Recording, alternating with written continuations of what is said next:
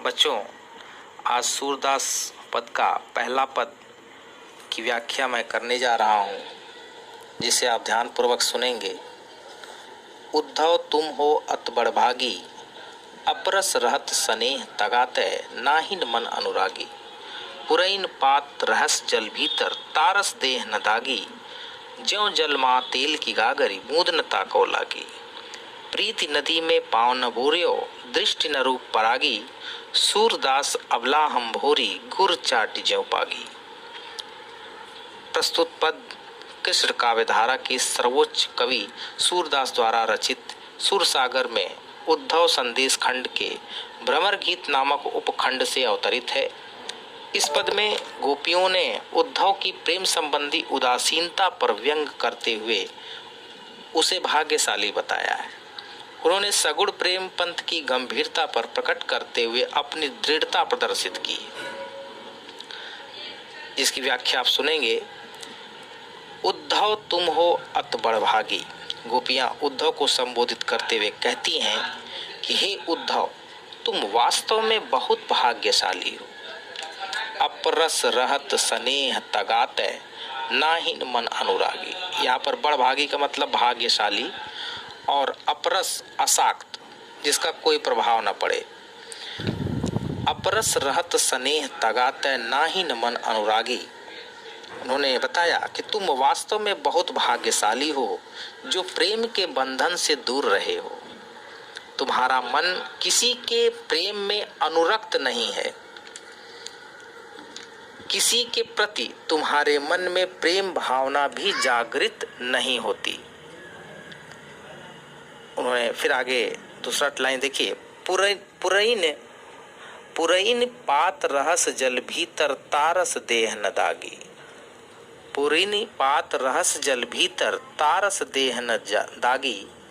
जिस प्रकार कमल के फूल की पत्तियां जल के पास होते हुए भी उसमें ऊपर रहती हैं और जल की एक भी बूंद उन पर नहीं ठहरती।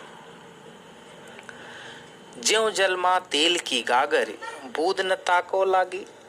और जिस प्रकार तेल की मटकी को जल में भिगोने पर उसके ऊपर जल की एक भी बूंद नहीं ठहरती, उसी प्रकार तुम्हारे ऊपर भी कृष्ण का रूपाकर्षण और उनके साथ रहना अर्थात समीप रहने का कोई प्रभाव नहीं पड़ा है। प्रीति नदी में पाँव न बोरियो, दृष्टि न रूप परागी। परागी का मतलब आकर्षण। वास्तविकता यह है कि आज तुम प्रेम रूपी नदी में उतरे हो ही नहीं। वास्तविकता यह है कि आज तक तुम प्रेम रूपी नदी में उतरे ही नहीं हो, इसलिए न तो तुम रूप पारखी हो और न ही प्रेम के भाव को जानते हो। सूरदास अबला हम भोरी, गुर चाटी ज्यों पागी। सूरदास जी बताते हैं कि वे गोपियां उद्धव को कहती हैं कि हे उद्धव, हम तो भोली भाली ग्रामीण अबलाएं हैं और हम श्री कृष्ण के रूप सौंदर्य में इस प्रकार खो गई हैं कि अब उनसे विमुख नहीं हो सकती। हमारी स्थिति उन चींटियों के समान है जो गुड़ के प्रति आकर्षित होकर उससे चिपट तो जाती हैं, किंतु बाद में स्वयं को छुड़ा पाने के कारण वहीं अपने प्राण त्याग देती हैं। भाव सौंदर्य इसका ये है। प्रस्तुत में गोपियां उद्धव की प्रेमहीनता पर व्यंग करती हैं। उनका व्यंग है कि उद्धव वह भाग्यशाली न होकर बड़े अभागे हैं। एक ये व्यंग है।